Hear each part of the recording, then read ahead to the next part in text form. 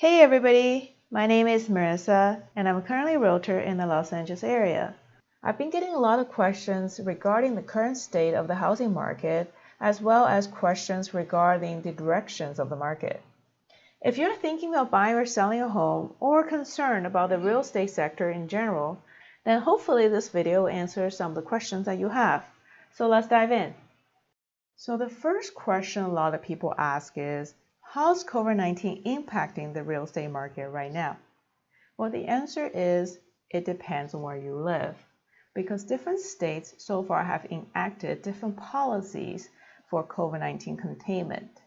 As we can see from this map, that majority of states have ordered retail shops to be closed, but a lot less states have ordered non-essential business to be closed and have issued stay-at-home orders. Now you may ask, how is this affecting real estate? Well, because real estate is a people-to-people folks business, and many steps during a real estate transaction are traditionally conducted in person. So when agents are not allowed to conduct these activities the same way as before, that you can expect a negative effect on the real estate market. For example, let's take a look at California. So in California, non-essential businesses are currently ordered to be closed. So they either had to be shut down or they have to transition into remote work. So is real estate considered essential business? Well, the good news is yes. As of March 28th, CISA, which is the U.S. Department of Homeland Security, Cybersecurity, and Infrastructure Security Agency, has classified real estate as an essential service. This includes both residential and commercial real estate and settlement services. However, if local jurisdictions have a more restrictive order in place, then the agent has to follow the more restrictive local order. So how is COVID-19 impacting the real estate market in Los Angeles? So as of April 3rd, 2020, the state of California is under what's called a stay-at-home order. The county of Los Angeles is under what's called a safer-at-home order. Now, CAR, which is the California Association of Realtors, have issued guidelines about real estate-related work. So one of the most important effects from these guidelines is no open houses anymore. So if you are a buyer and you're looking at listings online, you will notice that when you look at a listing, you will not see information about any upcoming open houses at the moment. So you're not going to see, say, Saturday open houses from 2 to 5 p.m. Houses on 123 Main Street. That's no longer the case. CAR has recommended that realtors move to virtual showings if possible. Now, there are people other than real estate agents involved in a traditional real estate transaction. People such as lenders, appraisers, notaries, and inspectors. But the good news is these people are considered essential providers and they are still open for business during this time. So what does that mean? So that means if you're a seller and you found a willing, able buyer and you have an offer that's accepted, you can open escrow and close escrow even with the current COVID-19 policies in place. So CAR, the Professional Association for California Real Estate Agents, conducted a brief survey for its members between March 14th to March 16th. So they're asking the members basically, what do you guys think is going to be COVID-19's effect on the real estate market? Majority agents, 78%, says that they think COVID-19 will have a negative impact on the number of homes for sale. A majority of agents, 62%, also thinks that housing inventory is going to be impacted. Now, some of the other things that agents responded that they think it will be effective are pricing, closing, time of escrow, as well as market competition. Now, please be aware that this survey is conducted before March 19th, which is when California had its stay-at-home policy enacted. So this is expectations. What do realtors think will happen? So in the same survey, 54% of realtors reported that they had buyers backing out of the transaction. 45% reported that they had sellers backing out of the transaction due to COVID-19 concerns. So what does that mean? Does that mean the housing market is going to be a buyer's market or seller's market? It's a little unclear, because while there's going to be buyers backing out the transaction, which seem to indicate there will be less competition for houses, you also have sellers saying that we may not want to put the houses on the market at that time, which indicates there will be reduction in inventory. So let's take a look at the MLS data. This is MLS data for LA County for the month of March. It is for property types such as single-family homes, condos, townhouses, as well as duplexes, triplexes, and apartment buildings called income properties. So it's interesting to note that the activity level on the MLS is not a straight line. It goes up and down, following some kind of pattern looking like a sound wave. Take the new listings data line, for example. You'll notice that the number of new listings were highest around Wednesday and Thursday and lowest around Saturday and Sunday. This makes logical sense because weekends are traditionally reserved for open houses. Agents typically prefer to list their houses on weekdays, especially a couple days before the weekend open house dates, so that the potential buyers will have sufficient notice so they can check out the listing online and decide whether they should visit this listing for the weekend open house. On the weekends, agents are busy hosting the actual open house, so they're less likely to have time to draw up the new listing agreement and actually put it up on the MLS. And this busy on the weekdays, less busy on the weekend sort of pattern, it also holds true for the other MLS listing status changes, such as sold, active contract, pending, etc. And this is probably due to the fact that a lot of the other service providers, they're associated with real estate transactions, such as lenders, may not work on the weekends. So how does COVID-19 policies affect the real estate market? We see this chart also indicates that March 19th is when LA County and LA City enacted the Safer at Home order announcement, and the state of California enacted the Stay at Home order. This shuts down all non-essential businesses or move people into remote work, and residents are encouraged to stay at home except for go out for essential needs such as grocery shopping. Immediately after the March 19th announcements, we noticed that the number of listings that went on hold drastically increased.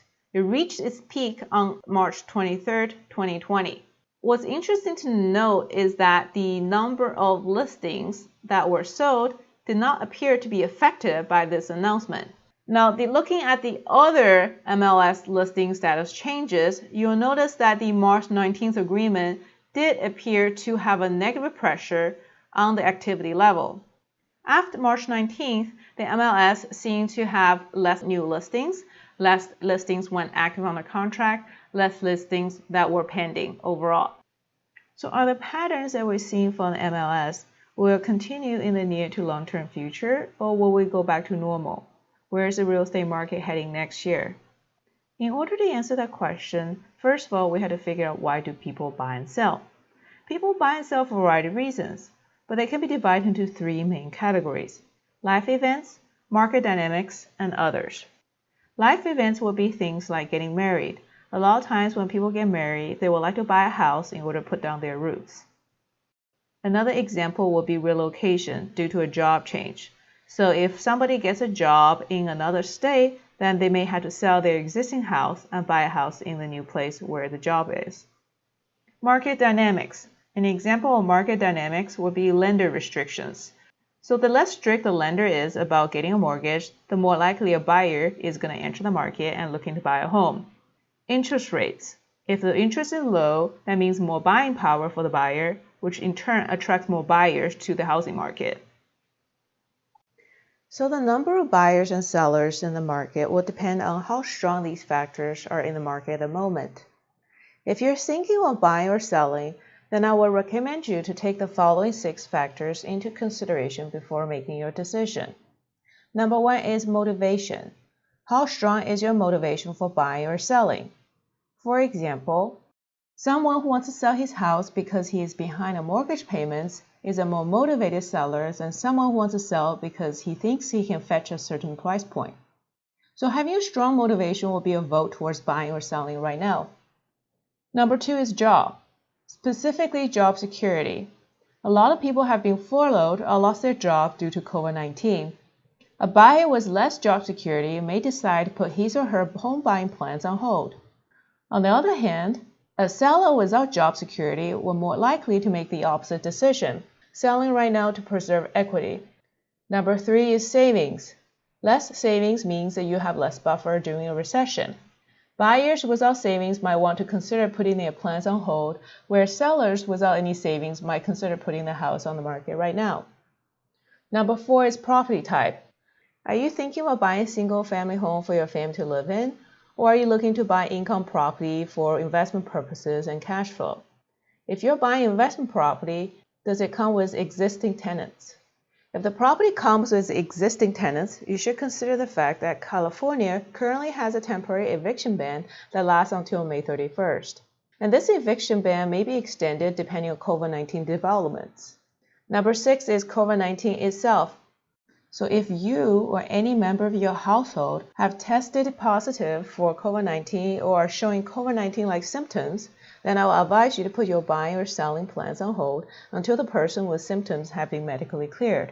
Each buyer or seller's situation is unique, and you should make your decision carefully after evaluating these 6 factors.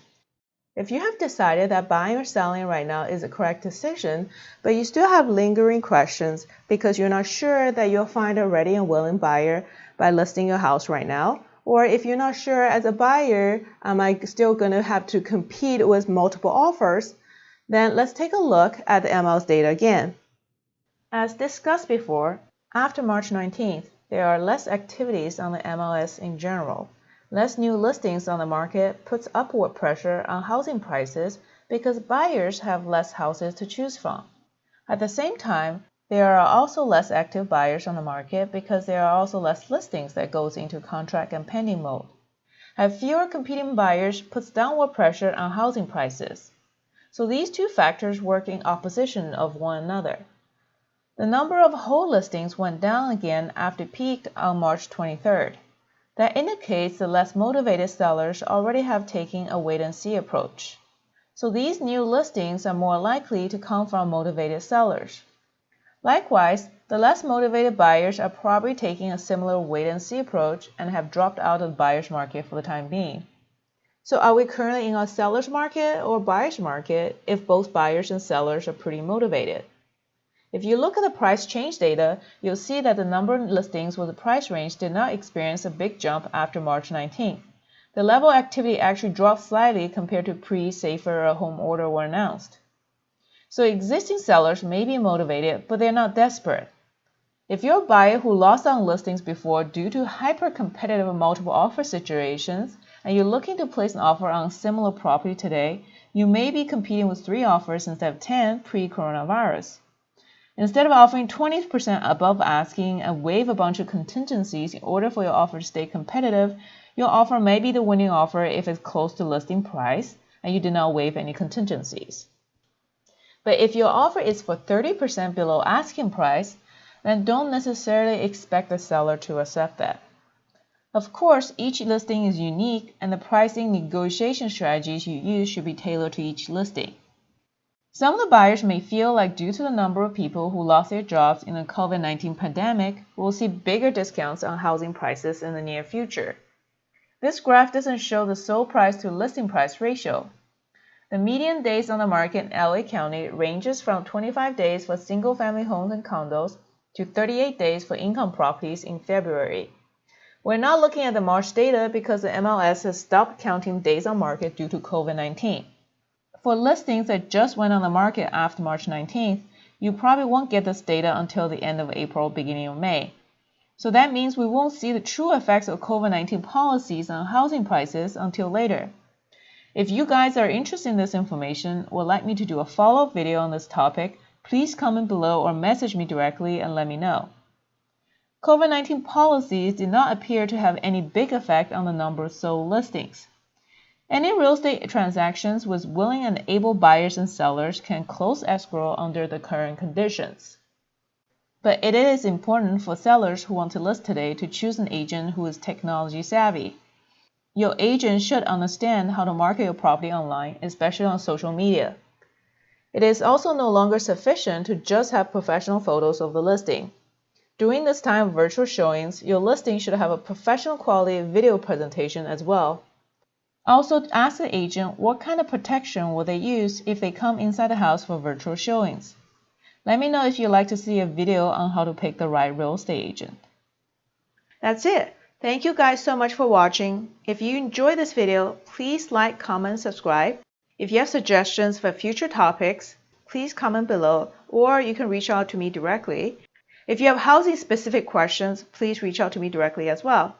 Thank you guys so much. Until next time.